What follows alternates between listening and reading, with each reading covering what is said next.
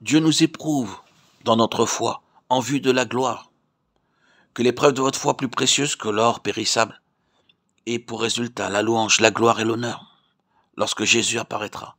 1 Pierre 1,7. Oui, quotidiennement vous passez par un test, par un processus ardent et éprouvant. Qu'est-ce qui se produit alors dans votre vie? Les scories viennent à la surface et sont enlevées. La pureté, la réalité, l'authenticité de votre foi sont mises en évidence par l'épreuve. Vous êtes éprouvé par le feu. La réalité est établie par le processus ardent. Et quand par le moyen de l'épreuve et du test, vous parvenez à la réalité de la nature divine établie en profondeur, vous avez pour résultat la gloire de Dieu manifestée en vos cœurs, en vos vies. C'est ce qui est de Dieu en nous, qui, testé par un processus ardent, se manifeste par la gloire. Il est Dieu manifesté dans et par nous. Dans la vie spirituelle pratique, cela signifie un développement. Dieu, par sa grâce, a planté en nous un petit germe de foi. Combien petit et faible il paraît. Cependant, par la discipline divine, nous sommes éprouvés et testés. De même que cette foi.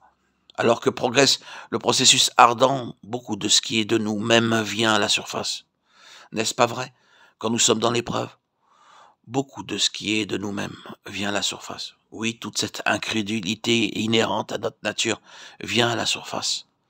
Le ressentiment, la rébellion, l'amertume.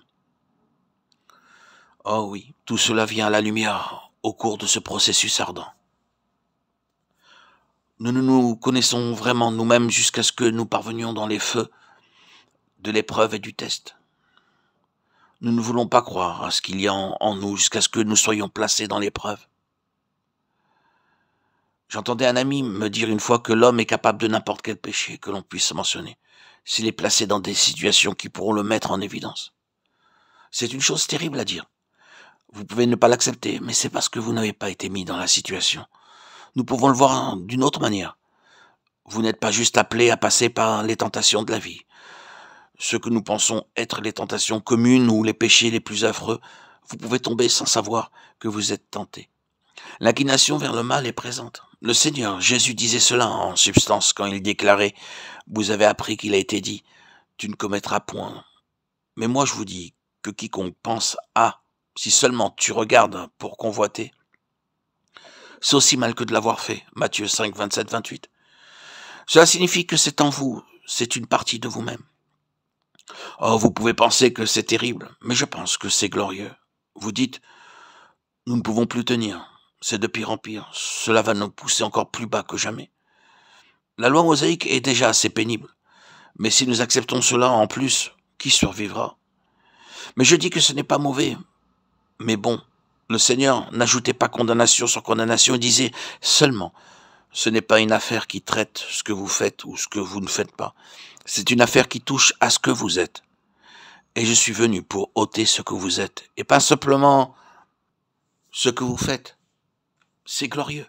C'est l'évangile de la gloire, la justice de Dieu, qui est par la foi en Jésus-Christ, ne traite pas simplement avec des choses que nous faisons ou que nous nous abstenons de faire, mais nous met entièrement de côté pour nous introduire dans une nouvelle création. C'est ça la gloire. C'est l'espérance de l'évangile. Remercions Dieu, il viendra un temps dans l'histoire de cet univers où le dernier vestige de la chute sera extirpé de chacun de ceux qui auront placé leur confiance en Christ. Encore un peu de temps et nous serons changés. Et même ce corps de notre humiliation sera comme son corps de gloire. Un corps saint.